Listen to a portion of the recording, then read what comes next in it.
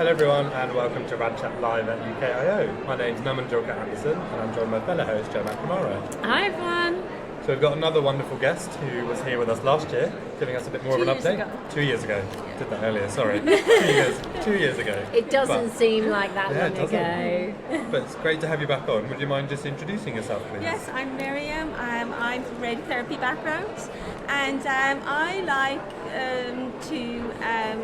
I love innovation. So I'm a horizontal scanner.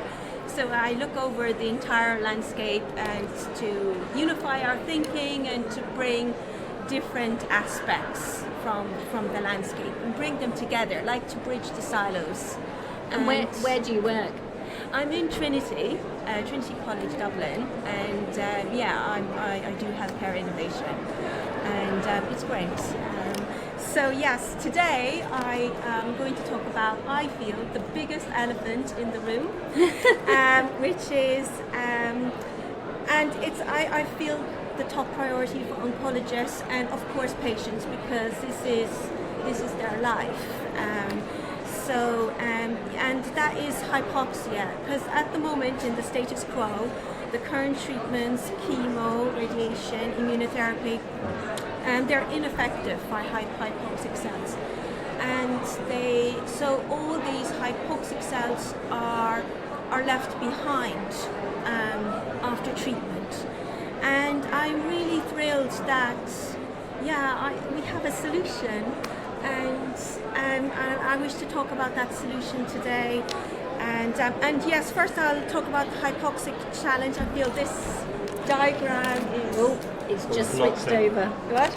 Oh, is key. So I found this in the... so at the top row you have the current radiotherapy. So in the colony, you see it's largely unchanged as it goes from 1 to 8 gray. So that's how it is at the moment. And then this researcher put in a radiosynthesizer, a preloaded oxygen, and you can see that the radiotherapy was much more effective when it got to 8 gray.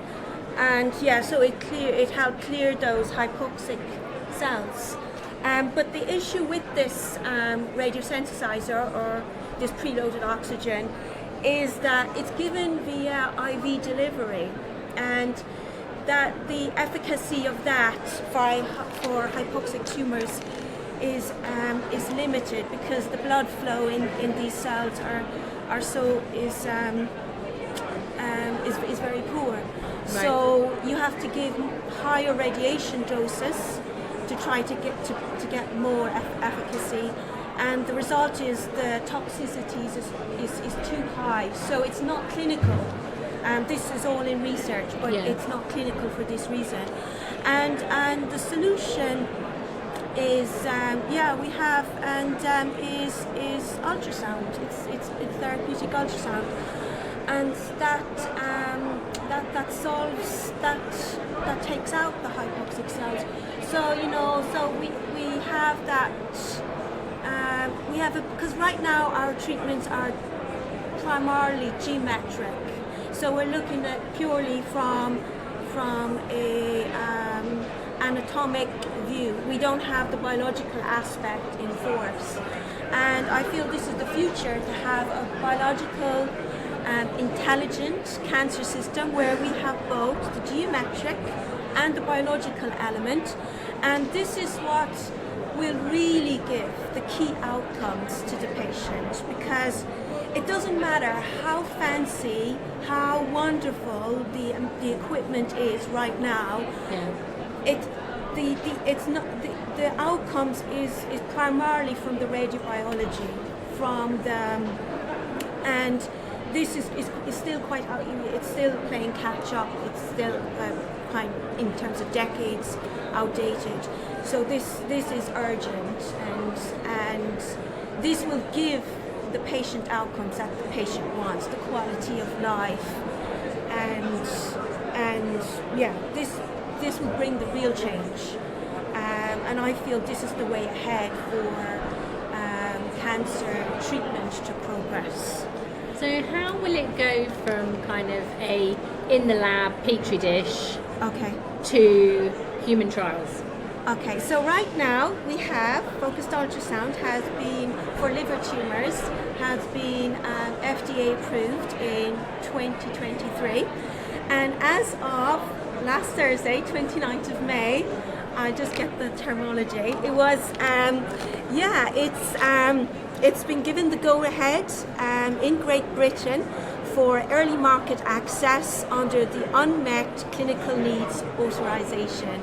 So that's for liver tumours, and went on the UK's innovative device access pathway, the IDAP, which is a fast track for transformative medical technologies in 2024. Yes. So now it's for early market access, so early clinical adoption, and so that's meant it's gone through the NHRA, which is the regulatory agency, and this is to meaningfully address UK's top current and future healthcare needs.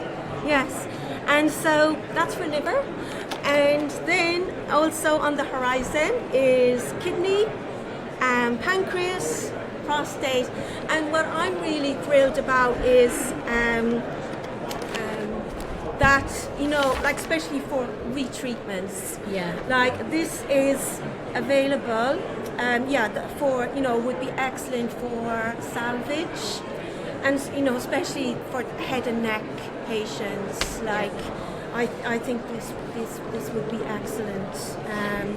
And yes, and so for head and neck, and so all clinical trials are ongoing, and it has excellent reports. It had in the clinical trials for liver, it passed all the performance goals, and it was published in 2024, and it was in Newcastle and Leeds, who were centres for this, amongst many others, and it got great. And then in April 2025, end of April, the results came out that it demonstrated 90% local tumour control at 12 months in the Hope for Liver trials.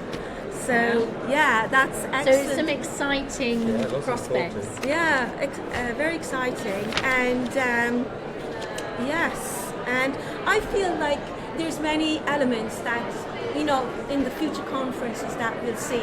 We'll bring in the quantum, we have the adaptive and the AI, and we bring in the biology, the hypoxia,